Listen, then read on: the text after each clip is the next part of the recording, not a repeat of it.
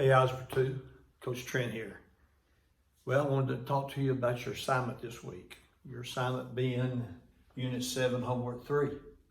So, even though I'm sure that it's not going to be that difficult, I wanted to make sure that you understand the assignment. So, I have done number 11 on the first page and number 3 we're going to do on the second page of your notes. So, real quickly, on number 11, you have two binomials and you're multiplying them together. Remember, we used a method called the FOIL method, which is first, outside, inside, last. Simply that means you take the first term and you're multiplying it times every term in the second binomial. Then you take the next term and you multiply it times every term in the second binomial. And then after we've done that, we're going to combine our like terms. So here we go. 2a times a is 2a squared, and then 2a times negative 4b is going to be minus 8ab. And now we're going to go to the second term in the first binomial, multiply it times every term in the second binomial. So 5b times a is plus 5ab. Now write it ab because you were supposed to do it in alphabetical order, plus both of these look the same. And then 5b times negative 4b is negative 20b squared. Now once we've done that, we're going to combine our like terms. We have two terms in the middle here that both have an ab in it. So those make that makes that common terms.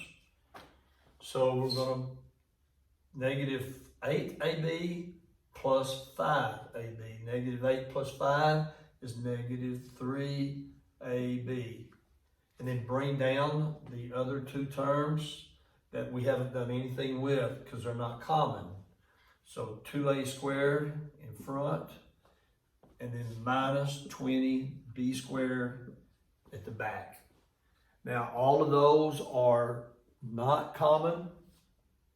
There's no other a squares, there's no other b squares, there's no other ab. So they're all not common terms, so we can't do anything else with them. So we're done. That's your answer to number 11. Now remember, we're doing the notes.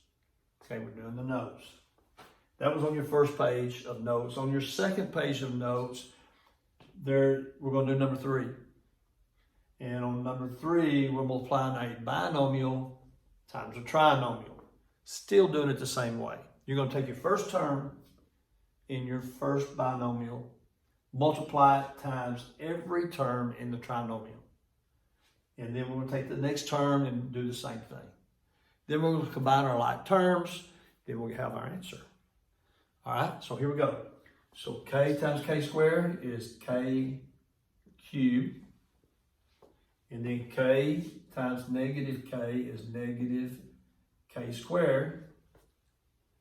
And then k times negative 8 is negative 8k.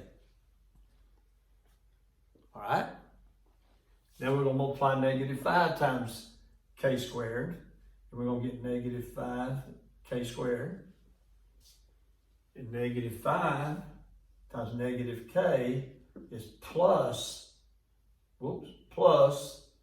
5k, because that's negative 5 times negative k, makes that a positive k squared, 5k. I'll say it right in a minute.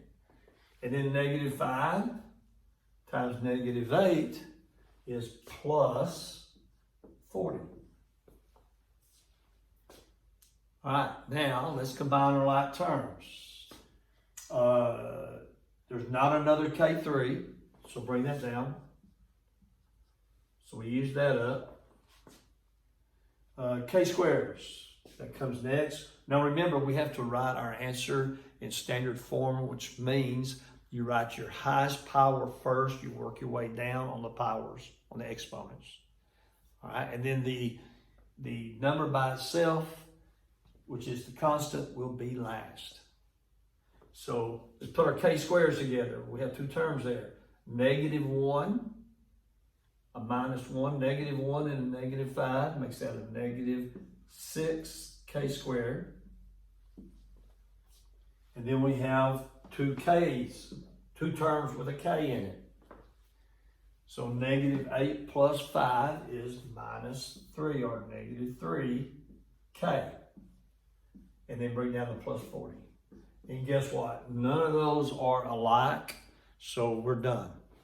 That is our final answer, k to the third power -6k squared minus 3k plus 40. And we're done. It's that easy. Hope you have a good week. Have a good week. Be good and stay out of trouble and stay well. Oh, and guys, wearing caps in class.